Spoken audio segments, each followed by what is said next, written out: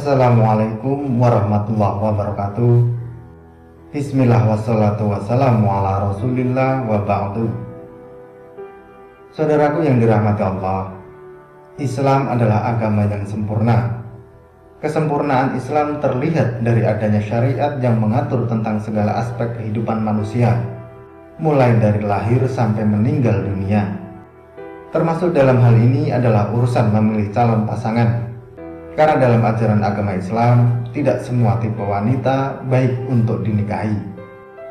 Sebagaimana sabda Rasulullah SAW, seorang perempuan dinikahi karena 4 hal: karena hartanya, keturunannya, kecantikannya, dan agamanya.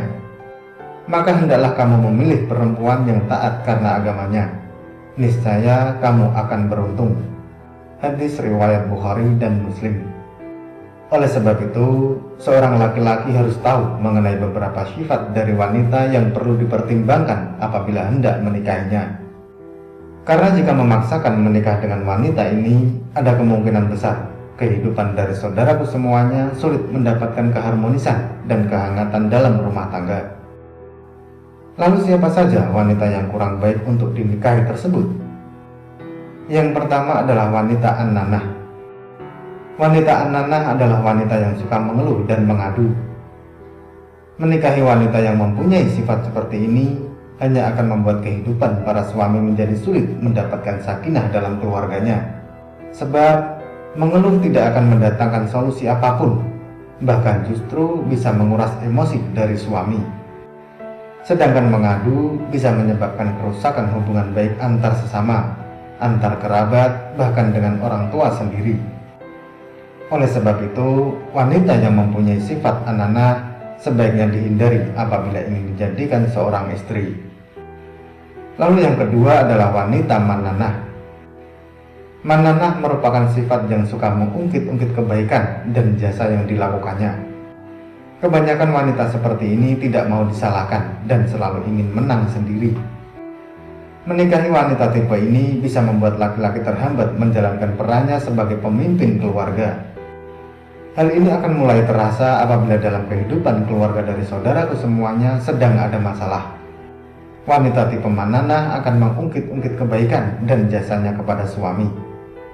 Misalnya adalah mengungkit tentang pekerjaan rumah tangga yang dilakukannya, mengungkit dalam mengasuh anak, dan masih banyak yang lainnya.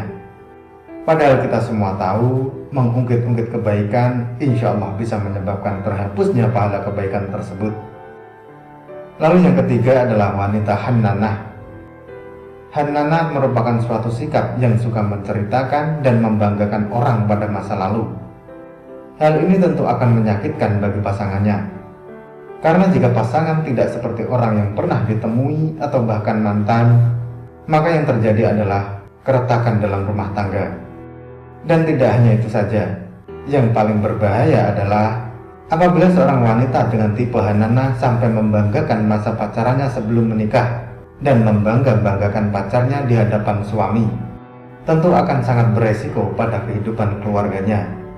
Oleh sebab itu, perempuan dengan tipe han-nanah sangat tidak dianjurkan untuk dijadikan seorang istri. Lalu yang keempat adalah wanita hadaqah.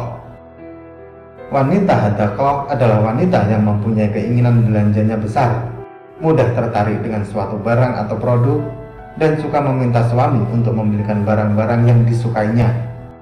Dengan kata lain, bisa dikatakan wanita yang boros dan konsumtif.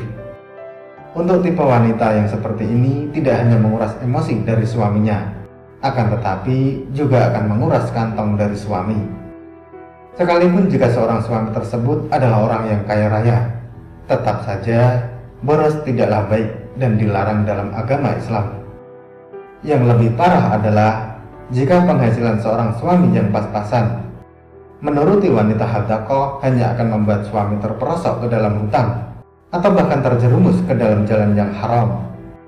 Karena jika keinginan wanita hadaqah tidak dituruti, maka yang akan dilakukan adalah marah, memaki, mengumpat, menjelek-jelekan, membandingkan, dan masih banyak yang lainnya.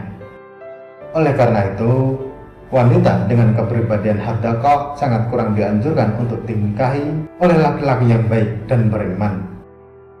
Lalu yang kelima adalah wanita barakoh. Oleh Imam Al-Ghazali dijelaskan ada dua makna dari al-barakoh. Pertama adalah wanita yang suka berhias sepanjang hari. Meskipun demi tampil menawan di hadapan suami, berhias sepanjang hari termasuk sikap yang berlebihan, yang akhirnya juga akan berlebihan dalam belanja kebutuhan kosmetik, perhiasan, dan lain sebagainya. Sehingga yang terjadi adalah kewajibannya sebagai seorang wanita atau istri menjadi terabaikan. Dan yang lebih berbahaya, jika niat mempercantik diri bukan untuk suaminya. Ini yang bisa menjadikan hilangnya keharmonisan dalam rumah tangga. Lalu arti yang kedua dari al-barakoh adalah wanita yang tidak mau makan dan suka mengurung diri sendirian, atau dengan kata lain tipe pemurung. Bagaimana bisa keluarga menjadi sakinah mawaddah warahmah jika seorang istri sering murung? Oleh sebab itu, wanita dengan kepribadian barakoh ini sangat kurang dianjurkan untuk dijadikan sebagai seorang istri. Lalu tipe yang keenam adalah asyaddaqah. Secara bahasa, asyaddaqah bisa diartikan sebagai lebar sudut mulutnya. Artinya adalah wanita yang suka nyinyir dan banyak bicara. Padahal dalam hadis sahih sudah pernah disebutkan, Allah membenci orang sarsarin atau banyak cakap, dan mutasyaddakin atau banyak bicara. Kenapa Allah membenci wanita yang mempunyai kepribadian as-saddaqah?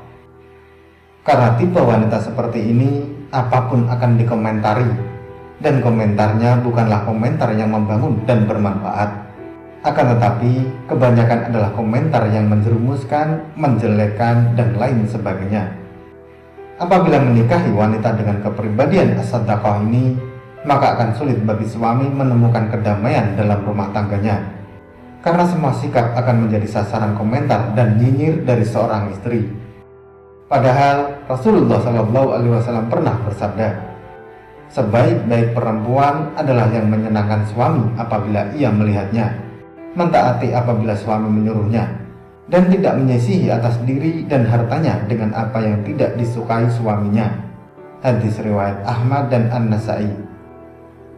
Lalu bagaimana jika sudah terlanjur menikahi perempuan dengan salah satu atau beberapa kepribadian yang sudah disebutkan tadi? Hal pertama yang harus dilakukan suami adalah tetap bersabar dalam mendidik, membimbing, mengarahkan, dan terus berdoa demi kebaikannya. Jika dari penjelasan tersebut ada beberapa wanita yang mempunyai salah satu kepribadian yang disebutkan, maka segeralah untuk memperbaikinya. Cobalah sedikit demi sedikit melatih untuk menghilangkannya. Insya Allah, jika kita terus berusaha, Allah akan memberikan jalan keluar yang terbaik untuk kita semua. Semoga Allah menjadikan pasangan kita sebagai pasangan yang bisa menghantarkan ke surga. Amin, amin ya rabbal alamin. Wallahu a'lam bishawab. Semoga materi ini bermanfaat. Sampai ketemu pada materi berikutnya. Dan wassalamualaikum warahmatullahi wabarakatuh.